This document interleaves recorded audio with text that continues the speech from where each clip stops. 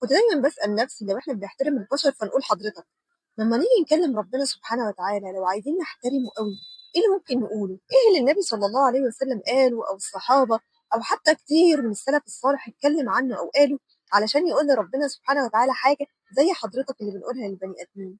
فقعدت كتير جدا افكر وبعدين لقيت ان ربنا سبحانه وتعالى اختار لنفسه حاجة وخلى كل عباده أي ما نوعهم أو جنسهم أو كانوا جمادات أو كانوا بشر أو حيوانات أو أي حاجة يقولوها، وهي التسبيح. بنقول ربنا سبحانه وتعالى.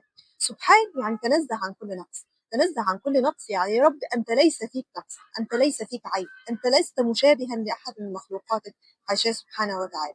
فتنزه عن كل نقص وتعالى عن ذلك سبحانه. سبحان الله، الله دي هي الاسم الجامع لكل أسماء الله سبحانه وتعالى وصفاته. فلما تقول سبحان الله كأنك بتنزه ربنا سبحانه وتعالى عن كل نقص أو عيب أو مشابهة لمخلوقاته في كل أسماء وصفاته سبحانه وتعالى.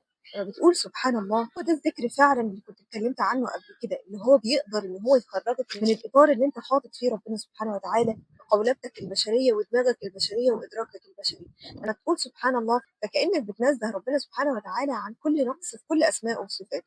فتيجي مثلا تقول سبحان الله نزه ربنا سبحانه وتعالى عن كل نقص في المغفرة، هو الغفور سبحانه وتعالى، فاستحالة يبقى مغفرته فيها أي نقص أو أي مشابهة للمخلوقات. لو كان البشر ما بيغفروش ربنا سبحانه وتعالى بيغفر وبيتوب على عباده. لو كان البشر عندهم غلطة صغيرة وغلطة كبيرة، فغلطة يقبلوا فيها العذر وغلطة ما يقبلوش، ربنا سبحانه وتعالى مش كده لأنه مش زي البشر سبحان الله وتعالى عن ذلك علوا كبيرا. لما تقول سبحان الله ربنا سبحانه وتعالى المنتقم، انتقام مش زي البشر.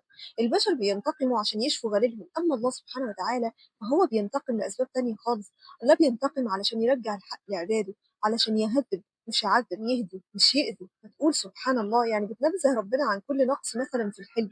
فربنا سبحانه وتعالى حليم بس مش زي البشر. ممكن البشر يحلموا عليك لان هم ما يعرفوش انت عملت ايه اصلا، او ما يعرفوش اللي بيجول في خاطرك، اما الله فاحاط بكل شيء علما ومع ذلك حليم عليك سبحانه وتعالى. كل واحد فينا في يوم من الايام في حد قرب منه فتره وبعد عنه فتره، إلا ربنا سبحانه وتعالى بيتكلم عن نفسه فيقول ونحن أقرب إليه من حبل الوريد. ربنا سبحانه وتعالى لا يتغير، هو دايما قريب، احنا بنبعد واحنا بنحس بالبعد، لكن ربنا سبحانه وتعالى هو دايما قريب.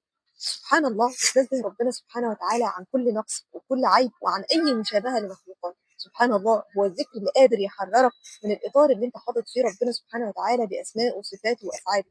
الذكر اللي قادر إنه يخرجك من تصورك البشري لأفعال الله وصفات الله سبحانه وتعالى.